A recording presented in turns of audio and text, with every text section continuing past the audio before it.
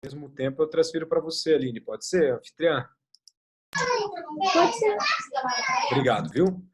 Então, já estou gravando a minha aula de hoje. Oficialmente, boa noite. Boa noite, Aline, Amado Leibinho. Estamos num número, por enquanto, reduzido, mas compreensível, né? Semana de prova sempre é algo complicado. Mas, homenageando vocês que estão aqui, a gente vai enfrentar um tema de modo geral. Não sei se a gente vai conseguir trabalhar outro tema depois, mas um tema interessante que é a renúncia, né? A nossa renúncia em relação à herança, a nossa renúncia da herança. Que bom ver a Janaína por aí, parece que a Janaína conseguiu vencer a batalha com o celular. Janaína, boa noite. Boa noite, professor, tudo bem? Tudo bem, tudo certo. O Antônio também, enfim. Então a gente vai comentar uma matéria interessante que é a renúncia, tá? A gente falou da aceitação, aquela questão que não precisa ser algo tão, não precisa ser expresso, enfim. E aí a gente vai falar da renúncia, a gente vai falar ali dos excluídos da sucessão e vamos avançar para falar de petição de herança, inventário extra, inventário judicial, para começar a outra parte importante da nossa matéria de sucessões, são os testamentos, né? A modalidade testamentária, a sucessão testamentária. Então, o que a gente tem para falar em relação à renúncia da herança? Tá? O primeiro ponto é que essa renúncia, ela obrigatoriamente, sempre, ela tem que ser expressa constando ou no instrumento público ou num termo judicial. Isso é um dispositivo que está previsto dentro do nosso Código Civil, no artigo 1806, que vai falar para nós que precisa ter uma formalidade, seja, portanto, um instrumento público, diretamente no tabelionato, seja por um termo judicial assinado devidamente e anexado ao processo, com o crivo, quando nós estivermos diante de incapazes do Ministério Público. Então, quando eu falo que tem que ser expressa, a gente já exclui uma outra possibilidade, que é aquela renúncia tácita, a renúncia presumida, a renúncia verbal. Todas essas hipóteses são totalmente admitidas, tá? Então não existe uma renúncia verbal. Se eu sou irmão de Antônio e a nossa mãe falece, o Antônio pode virar para mim e falar: nunca quis nada da herança, então estou renunciando à herança. Nada aqui no nosso mundo jurídico não terá validade, não produzirá efeitos, porque a gente tem uma formalidade, essa formalidade há de ser cumprida. E o desrespeito a essa regra vai gerar a nulidade absoluta do ato por desrespeito à nossa forma e à solenidade. Lembre-se que a gente estuda bastante a questão da forma, solenidade, lá nos nossos aspectos do matrimônio. E aqui nós temos também, se desrespeitarmos a forma, ou seja, desse título expresso por instrumento público ou por termo judicial, nós teremos uma nulidade absoluta do ato. Ou seja, se eu e o Antônio estamos fazendo lá o inventário da nossa mãe e o Antônio vai ao tabelionato, faz essa constatação verbal e o tabelionato, mesmo assim, lavra essa escritura de inventário, essa escritura ela é nula, porque faz necessário um termo expresso da renúncia desse inventário. Tá? O primeiro ponto que eu gostaria de falar para vocês, hoje a gente vai começar a trabalhar algumas jurisprudências a mais, é uma jurisprudência que vai trabalhar uma questão da renúncia, se ela pode se dar ou não por intermédio de um advogado constituído. Tá?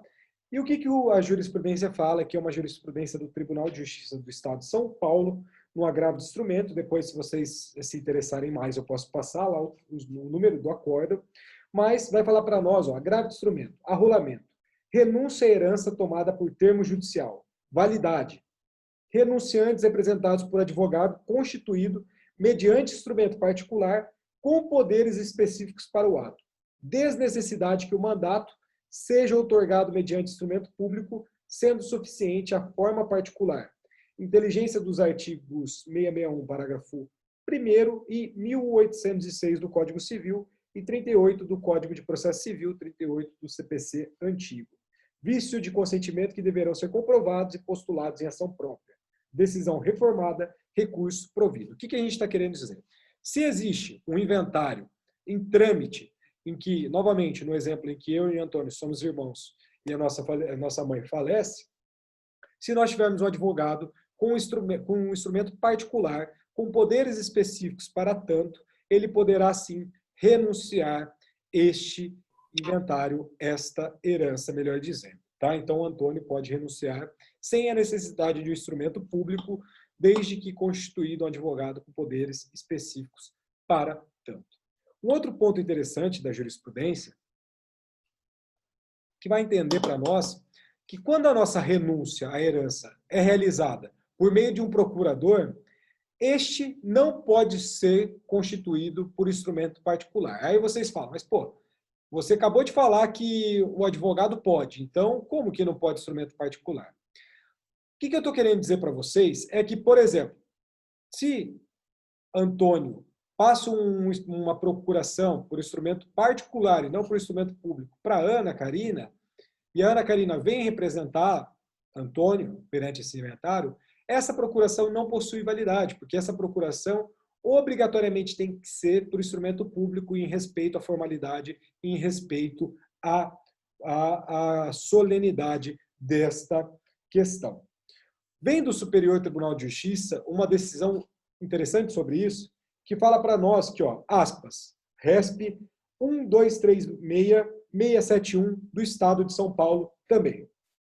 A exigência do instrumento público ou termo judicial, que também se caracteriza como instrumento público, constante do artigo 1806 do Código Civil, é necessário do disposto nos artigos 80, inciso 2º, do mesmo Código, que considera bem imóvel a sucessão aberta, e do artigo 108, ainda do mesmo Código, que exige a escritura pública como essencial à validade dos negócios jurídicos que visem a constituição, transferência, modificação ou renúncia de direitos reais sobre imóveis, abrindo uma exceção apenas para imóveis de valor inferior a 30 vezes o maior salário mínimo vigente do Brasil, o que aqui não vem ao caso. Ora, se o artigo 1806, que é o artigo que a gente está estudando na nossa aula de hoje, estabelece que a renúncia deve constar expressamente de instrumento público ou termo judicial, daí se segue que a outorga de poderes para essa renúncia também tem de se realizar por instrumento público ou termo judicial. Ineficaz, portanto, a transmissão de poderes sem a instrumentalização por intermédio de instrumento público ou termo judicial. Então, essa procuração de Antônio para Ana Carina não possui nenhum efeito, nenhuma validade aqui para nós, no nosso ordenamento jurídico. Portanto, nesse tipo de caso, somente por instrumento público e com poderes específicos para se renunciar, para se fazer essas questões previstas no nosso Código de Processo Civil de forma específica. Além disso, um caso que também é bem corriqueiro, é acerca da renúncia prévia da herança. Será que a gente pode renunciar previamente à herança? Por exemplo, no caso, novamente, eu e o Antônio, e da nossa mãe que faleceu. Nossa mãe falece em 2020, só que Antônio faz ali uma renúncia em 2018, ou seja, 2 anos anterior à morte da nossa falecida mãe agora. A gente não vai admitir uma renúncia prévia da herança. Por quê? Porque ela deve atender a alguns rígidos requisitos legais, sendo sempre posterior à morte. E a renúncia prévia dessa herança constitui um pacto sucessório. E esse pacto sucessório, ele é totalmente vedado pelo nosso Código Civil. Quando vocês abrirem lá o Código Civil, vai ter o artigo 426 do Código Civil, e esse artigo 426 do Código Civil vai falar que você não pode trabalhar ali um pacto sucessório. Você não pode ceder os direitos antes da morte dessa aquisição como herdeiro propriamente dito. Você não pode fazer isso. Se você fizer isso, existe uma consequência. E a consequência, como vocês bem sabem, que é algo grave, sempre que for algo grave, será a nulidade absoluta do ato por nulidade virtual, porque a nossa lei, entendam, ela vai proibir a prática do ato sem combinar qualquer tipo de sanção. Tá? Então, existe uma nulidade absoluta do ato, uma nulidade virtual, Por quê? Porque a nossa própria lei ela proíbe essa prática do ato sem combinar alguma sanção. Pois bem, a gente pode dizer, dentro do que a gente julga ser a melhor doutrina, e isso é um pouco problemático, porque às vezes a gente adota uma construção doutrinária que não necessariamente vocês precisam adotar, mas a doutrina ela vai enxergar a renúncia, o instrumento da renúncia, em duas modalidades, podemos dizer assim. São duas modalidades da renúncia. A primeira modalidade é a nossa renúncia abdicativa. Deixa eu escrever isso aqui no chat. Até o chat corrigiu aqui, peraí. E a segunda hipótese é a nossa renúncia translativa. Pois bem, renúncia abdicativa e renúncia translativa. A nossa renúncia abdicativa, o herdeiro vai dizer de uma forma muito simples que ele não quer a herança. Ou seja, ele não vai querer a herança e vai existir ali uma cessão pura e simples a todos os coherdeiros existentes dentro dessa relação, desse inventário, dessa sucessão, o que vai equivaler ali à renúncia. Nesses casos, não há incidência de imposto de transmissão inter vivos contra o renunciante, tá? Então, não existe nosso imposto de transmissão inter vivos quando existir essa renúncia pura e simples e que todos os demais coherdeiros se beneficiem para tanto. Porque, na verdade, quando vocês constatarem o valor do Montemor que será objeto do inventário, ele continua o mesmo. Então, o imposto ITCMD, que é o causa-mortes, ele vai ser igual. O intervivos, que seria alguma doação, algo nesse sentido, não incide nesse caso, porque ele está renunciando, é um direito dele, e ele não pode ser onerado por isso, beleza? Então, a renúncia abdicativa é nesse sentido. A segunda modalidade, que é a nossa renúncia translativa, ela é caracterizada quando o herdeiro existe ali esse herdeiro, na verdade, ele vai acabar cedendo os seus direitos a favor de uma determinada pessoa e dentro dessa cessão de direitos hereditários, às vezes vem com esse termo, existe um negócio jurídico de transmissão. E nesse caso, como existe um negócio jurídico de transmissão, às vezes até mesmo oneroso, muitas das vezes oneroso, vai incidir sim o imposto de transmissão inter vivos, conforme a melhor jurisprudência também encaminha nesse sentido. Tribunal de Justiça do Paraná, São Paulo, enfim, não sei se isso já chegou no STJ, mas se existe cessão de direitos hereditários, existe sim a transmissão inter vivos. Causa-mortes vai incidir tanto em um quanto em outro, dentro do valor do Montemor, mas o imposto inter vivos incide na renúncia translativa e não incide na renúncia abdicativa. Beleza? Uma regra que é fundamental também aqui para o nosso estudo é acerca da legitimação para essas, que serve para na verdade, duas categorias em estudos, tá? O nosso artigo 1808, caput do Código Civil, vai falar para nós que, em hipótese alguma, e eu lembro que até o Alisson comentou isso em sala de aula, que se era possível ou não a renúncia fracionada, né? Ou seja, renunciar a uma parte e não outra, enfim. O nosso código, ele veda esse tipo de questão, tá? Então, não se pode aceitar ou renunciar à herança em partes, ou seja, de forma fracionada. Isso é vedado para o nosso ordenamento jurídico. Sob condição também, por exemplo, um evento futuro, um evento incerto, ou até mesmo a termo, que é um evento futuro e um evento certo. E tem uma grande professora da USP, que é a Giselda Hironaka, ela vai falar para nós que, olha que interessante, ó, a herança se apresenta por determinação legal como um bem único e indivisível, dissolvendo-se essa condição apenas no momento da partilha. Bem, por isso, a herança deverá ser aceita pelo herdeiro ou este a renunciará, in toto, ou seja, na totalidade. A lei veda que se renuncie ou aceite a herança em parte, sempre que deferida ao sucessor por um mesmo e único título. Assim, não poderá aceitar a herança relativamente a um imóvel quitado e renunciar à mesma herança, no que se refere a um imóvel com saldo a pagar. Também será vedada a renúncia ou aceitação que busque ver alcançada uma condição ou aquelas feitas com a previsão de valerem a partir de determinada data. Então, nós vedamos essas questões no nosso ordenamento jurídico brasileiro, na regra do caput do artigo 1808. Pois bem, mas direito vocês sabem que tudo é exceção, né? Tudo não, mas grande parte comporta as exceções. E as exceções se apresentam em alguns parágrafos desse artigo, 1808.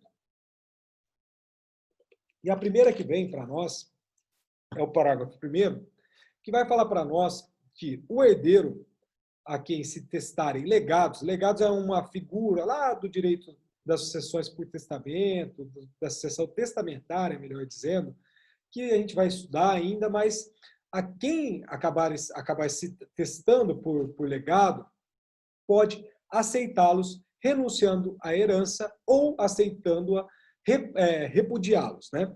Ou seja, dentro daquele instrumento, dentro desse instituto, que é o legado, nós temos sim a possibilidade do aceite, da renúncia, do repudio, né? Do afastamento dessa nomeação que lhe foi atribuída por esse legatário, tá? Guardem a questão do legado quando a gente estiver lá na frente, lá nas sucessões por testamento. Eu vou voltar nessa questão, mas entenda que existe uma exceção no parágrafo 1º que diz respeito à renúncia da herança para o legado, tá? Ou seja, para quem se testarem legados, os herdeiros ali, na verdade, essa pessoa de forma específica, ela pode sim, renunciando à herança ou aceitando a herança, repudiar esse legado, tá? Além disso, uma outra exceção que se apresenta para nós, já no parágrafo 2º desse artigo 1808, fala que o herdeiro chamado, na mesma sucessão, a mais de um quinhão hereditário, sob títulos sucessórios diversos, pode livremente deliberar quanto aos quinhões que aceita e aos que renuncia. Bem, esse caso é um pouquinho complexo, mas se determinado herdeiro for também sucessor testamentário, imaginemos essa questão, ele pode renunciar à sucessão legítima, que é essa sucessão através dessa herança que a gente está estudando até agora, e aceitar, por exemplo, os bens transmitidos por ato de última vontade, que é o testamento.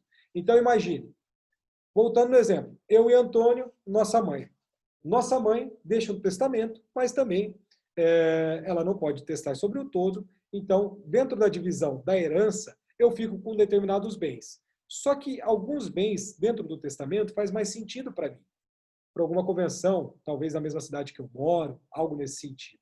Eu posso renunciar, portanto, essa herança dentro do inventário, enfim, e aceitar esses bens transmitidos por esse ato de última vontade, por esse testamento. Então, existe uma possibilidade, sim, de renunciar a uma sucessão legítima e aceitar os bens que são advindos de uma sucessão testamentária pela mesma pessoa, tá? Beleza?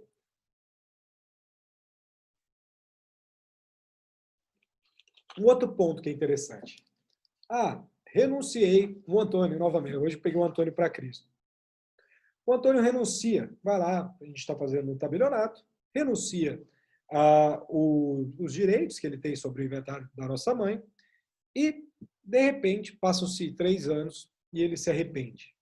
Pois bem, é revogável ou é irrevogável a renúncia e a aceitação também, né? São irrevogáveis ambos, tá? Isso está dentro do Código Civil também, no nosso artigo 1812, que vai considerar irrevogável essa renúncia da herança. Na verdade, essa renúncia, esse artigo 1812, acaba sendo uma inovação dentro do nosso direito civil, porque o Código Civil de 1916, ele admitia, sim, uma retratação dessa renúncia quando fosse, por exemplo, proveniente de uma violência, de um erro ou dolo. Tá? Por óbvio que no sistema anterior cabia uma ampla retratação dessa aceitação, essas alegações de erro, enfim, eram bem admitidas, né? Dentro desse exemplo, que era um artigo 1590 do Código Civil de 1916.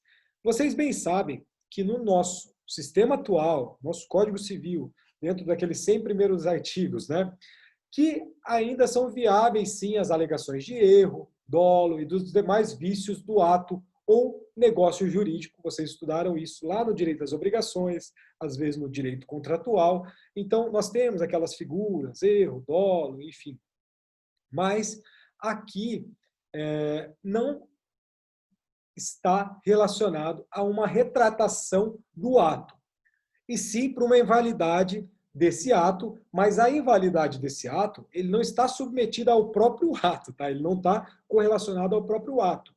Diferentemente, entendo, no Código Civil de 1916, tinha uma regra específica para tratar sobre essa possibilidade de retratação desse herdeiro que renunciou a essa herança. Hoje, a gente não tem mais isso. Na verdade, a gente vai aplicar a teoria geral das nulidades, que está tratada dentro da nossa parte geral do Código Civil, para se verificar se de fato houve algum dolo, alguma coisa nesse sentido, algum vício de manifestação dessa vontade, porque se existir, por óbvio, vai existir uma invalidade, só que essa invalidade ela está submetida à teoria geral dos contratos e não a uma regra específica, como era o nosso Código Civil de 1916. Então, existe uma diferença grande sobre esses dois ordenamentos. Tá? Pois bem, essa questão da irrevogabilidade já é bem pacificado dentro da jurisprudência. Algumas emendas que eu quero trazer para vocês, vem duas de São Paulo. Primeira delas, herança renúncia. Pretensão do recorrente de que, com a renúncia de sua mãe, a herança, os bens lhe sejam transmitidos na qualidade de filho, nos termos do artigo 1810 do Código Civil. Descabimento. Olha o que diz aqui, aqui que interessa para nós. Hipótese que não houve renúncia abdicativa, mas translativa em favor de pessoa certa, a saber, a mãe da herdeira Cília, né? Irrevogabilidade da aceitação da herança, artigo 1812 do Código Civil. Recurso desprovido. Mais uma emenda, inventário, renúncia à herança, indeferimento, acerto, prática de atos compatíveis com a aceitação e incompatíveis com a renúncia. Irrevogabilidade do ato de aceitação, artigo 1812 do Código Civil, recurso não provido. Então, entendam que essa questão da irrevogabilidade dessa renúncia é patente na legislação, na jurisprudência. Pode-se aplicar, sim, a teoria geral das nulidades, previstas na parte geral do Código Civil, mas isso vai ser aplicado para qualquer manifestação de vontade, independentemente de qual seja. Tá? Se está na parte geral, se aplica no todo. Beleza? Alguém tem alguma dúvida até aqui?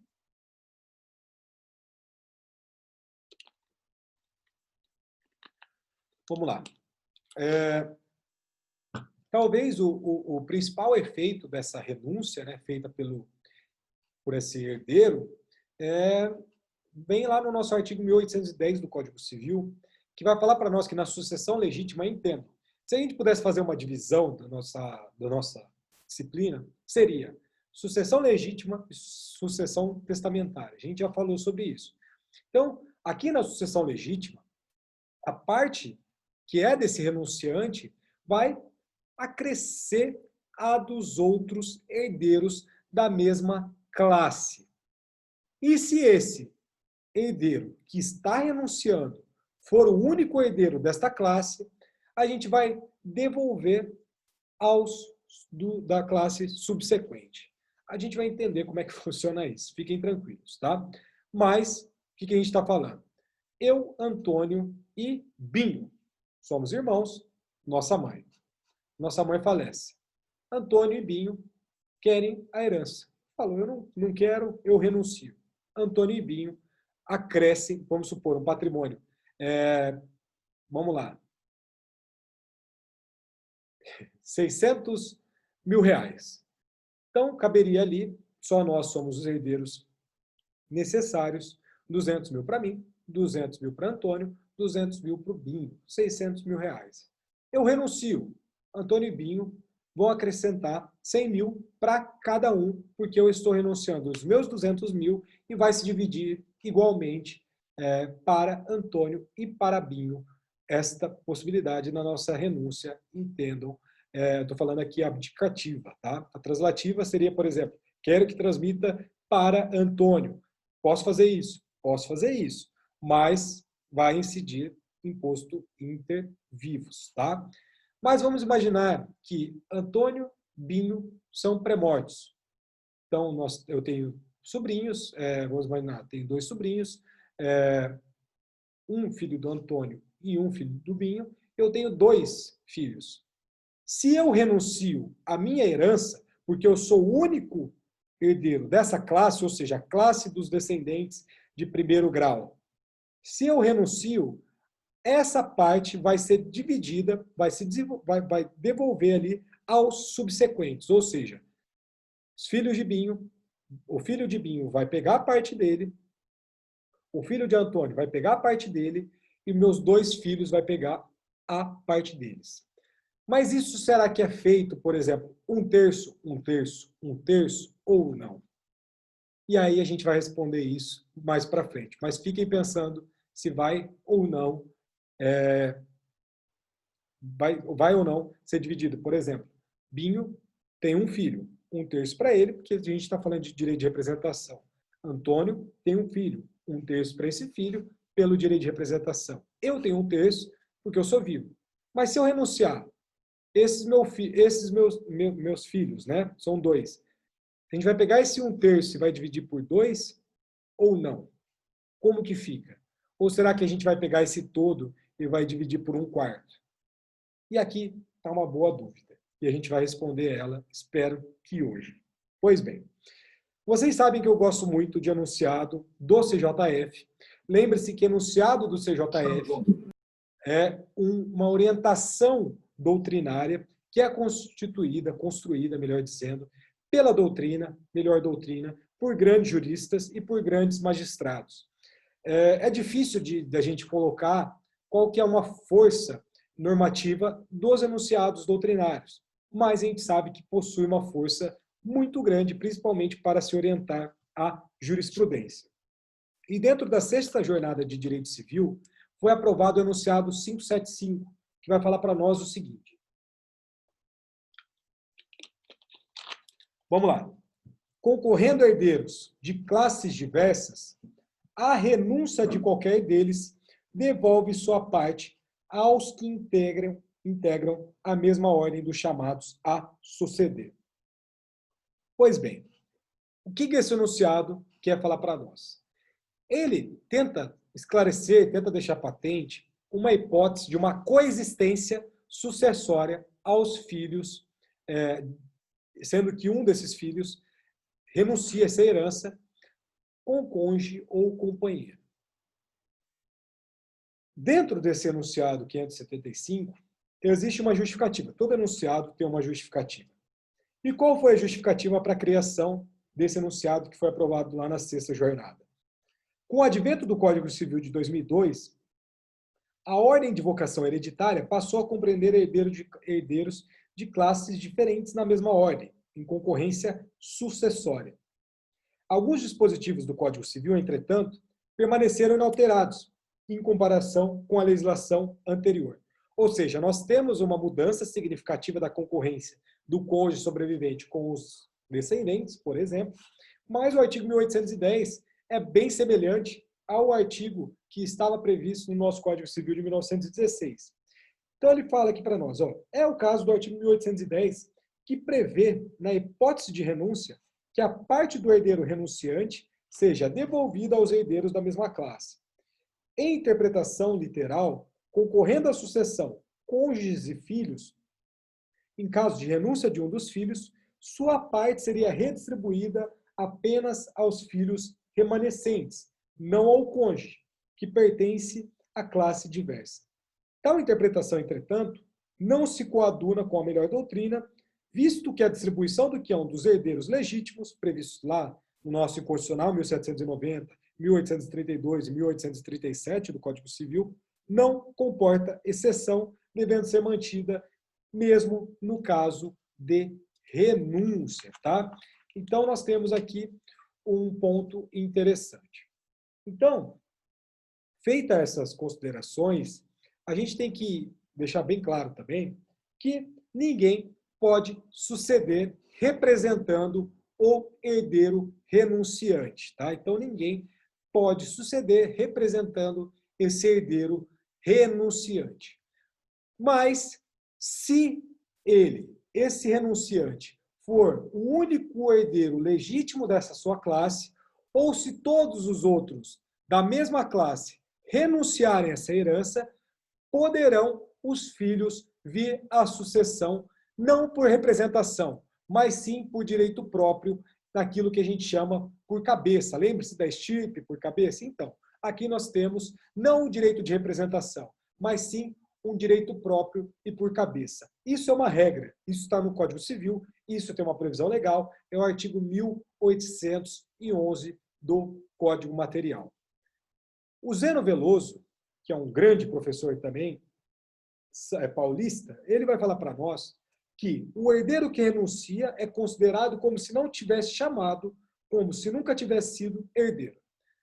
Assim, o que a gente pode dizer? Que essa renúncia gera um tratamento ao renunciante, como se esse renunciante nunca tivesse existido como pessoa, o que atinge o nosso direito de representação de outros herdeiros. Pois bem, vamos tentar trabalhar alguns casos aqui para a gente verificar se a gente consegue tirar isso do abstrato e colocar no concreto, porque talvez vocês estejam meio perdidos, tá? Primeira situação. Nós temos A. A é falecido e tem 3 filhos. B, C e D.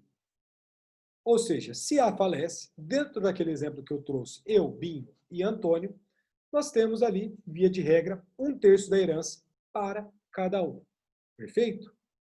Mas se o Binho renunciar a essa herança, a sua parte será acrescida para mim e para Antônio. Por quê?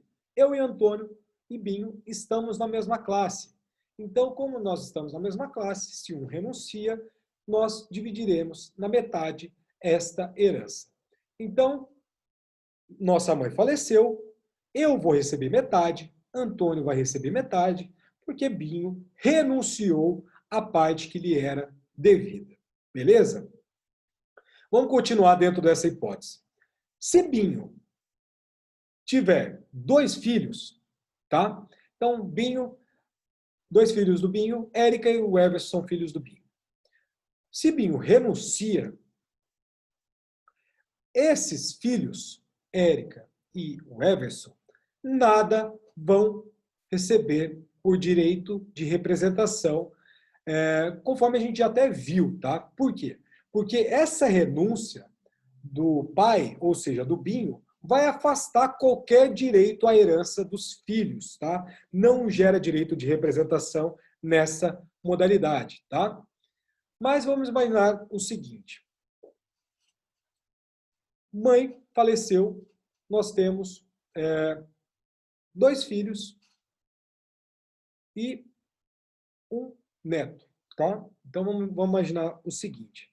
Temos A, vamos lá novamente, mãe, eu, que sou Arthur e Antônio, somos filhos, e D, que no caso seria o Binho, novamente dentro desse exemplo, é pré-morto.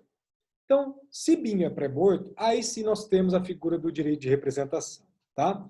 Então, vamos supor, eu, Antônio, vamos receber, por enquanto, 1/3, 1/3, 1/3, porque temos um sobrinho. Ou seja, a Érica, filha de Binho, está viva e está representando esse pai pré-morto.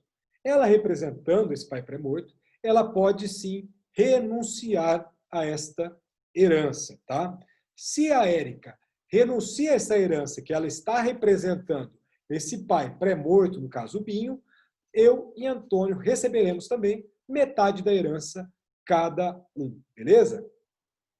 E dentro do nosso artigo 1811, a gente tem um caso que talvez seja o caso mais polêmico ou mais interessante, que vai falar para nós que se esse renunciante for o único herdeiro legítimo da sua classe, ou se todos os outros herdeiros dessa mesma classe renunciarem à herança, poderão sim os filhos vir à sucessão por direito próprio, ou seja, por cabeça e não por direito de representação, porque não caberia direito de representação nessa modalidade.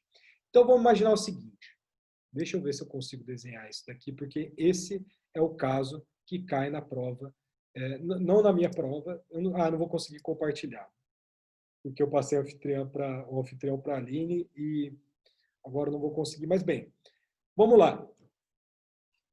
Novamente, minha mãe e eu tenho 3 filhos.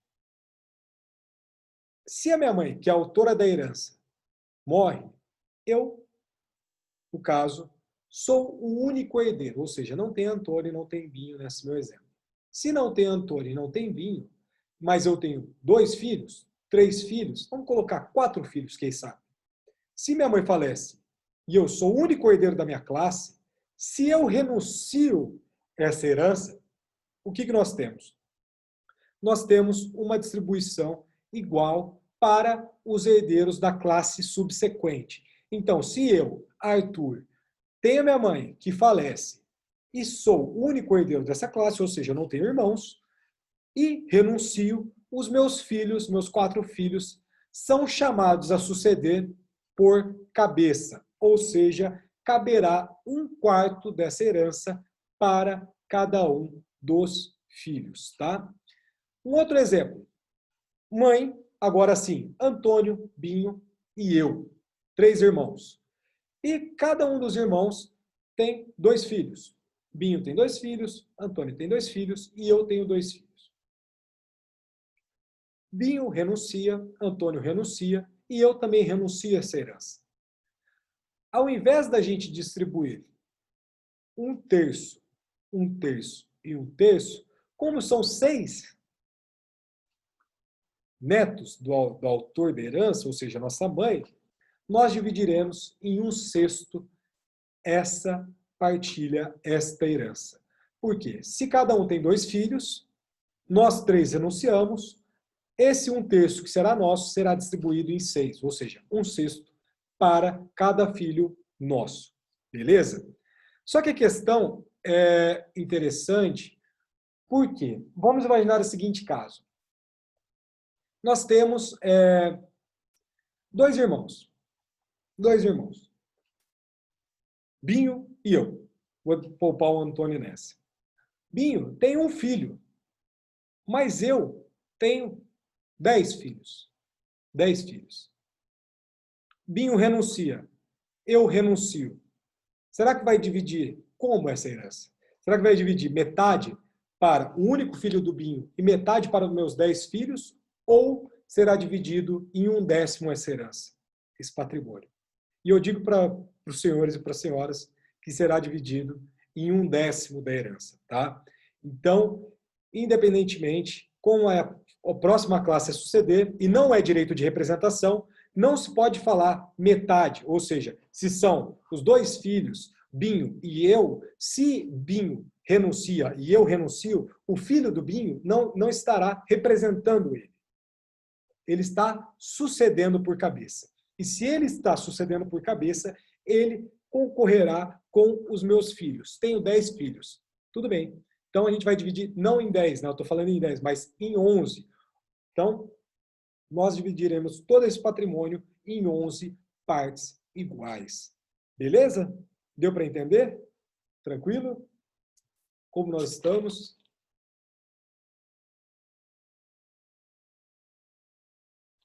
Vamos lá. O Alisson não está aqui hoje, né? Mas o Alisson, ele tinha uma algumas colocações interessantes acerca do prejuízo contra credores, né? Ele falou, até acho que ele narrou um caso, que acho que a irmã dele estava tendo um contato, acerca dessa questão de, por exemplo, eu, Arthur, tenho um débito com sei lá, fiz um contrato e sou devedor lá de R$ 1 milhão. Minha mãe deixou um patrimônio de 2 milhões de reais. Sou eu e o Antônio como herdeiros. Aí eu renuncio esse direito que eu tenho desse 1 milhão, passo para Antônio e depois a gente faz um negócio aí, enfim, depois ele me passa, enfim, a gente faz um rolo. Pois bem, quando o renunciante dessa herança prejudicar qualquer tipo de credor, renunciando essa herança, ou seja, renunciei à herança, estou prejudicando esse meu credor que possui essa dívida aí, que eu possuo essa dívida de R$ 1 milhão. Esse credor, ele pode, com a habilitação e com a autorização do juiz, aceitar em nome do renunciante. Então, vamos imaginar assim, eu estou devendo 1 milhão para Jade. Aí eu combino com o Antônio, falo, Antônio, eu estou devendo aqui, eu vou renunciar, porque senão a Jade vai comer todo esse patrimônio que eu estou recebendo, então você fica aí, a gente vai administrando, não passa nada para o meu nome, só que a Jade se liga nisso.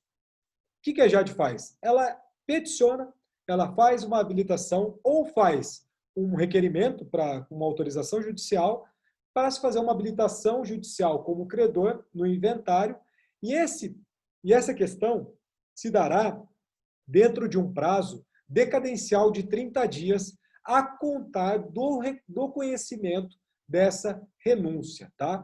Nós temos isso no artigo 1813 do Código Civil. A regra do prazo decadencial é parágrafo 1º do 1813, e essas dívidas, quando elas forem pagas pelo renunciante, vai prevalecer sim a renúncia quanto ao valor remanescente, que aí sim será devolvido para os demais herdeiros. Então, Antônio e eu temos um patrimônio lá de R$ 3 milhões, 1,5 milhão para cada um. Se eu tenho uma dívida com a Jade de R$ 1 milhão, a Jade vai satisfazer o seu crédito e o restante, os R$ 500 mil restantes, remanescentes, serão devolvidos ali para o Antônio, beleza?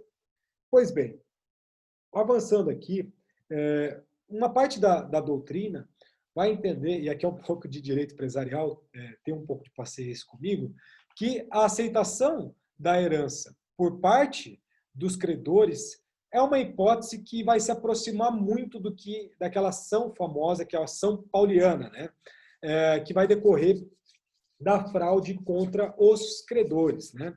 Mas eu entendo que são figuras totalmente distintas, tá? Por quê? Porque a fraude contra credores vai gerar a invalidade, uma anulabilidade desse negócio praticado. Isso é uma regra do Código Civil, da parte geral, do artigo 171, tá? Então, nós temos uma anulabilidade nesse negócio praticado. Então, nisso que eu estou querendo dizer, e com apoio na jurisprudência, tá? Quando eu opino com base, talvez, em uma parte da doutrina, e principalmente, talvez, com uma jurisprudência, o nosso artigo 1813 vai dispensar uma prova que é fundamental na ação pauliana, que é do conluio fraudulento. Ou seja, aqui, por mais que eu possa estar fazendo um conluio com o Antônio, a gente não precisa provar isso, basta que se tenha o débito, que se tenha uma dívida. Então, esse instituto dessa ação, dessa aceitação da herança por parte desses credores, é uma figura distinta da questão da fraude à execução, que aí sim tem a ação pauliana, aqui não. Aqui é uma habilitação com uma autorização judicial, mediante ali o poder judiciário, claro, para que esse credor seja satisfeito no débito em relação a esse renunciante, que pode sim estar em conluio ou não com os demais herdeiros. Perfeitos? Perfeitos? Perfeitos? Perfeitos?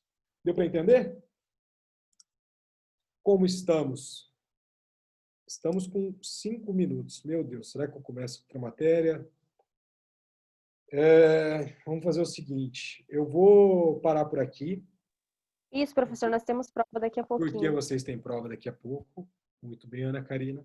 E se eu começar também, vai ficar uma coisa meio solta. Então, na segunda-feira que vem, os excluídos da sucessão, aquela a indignidade, a desedação, enfim, o que se aproxima, o que se diferencia, e assim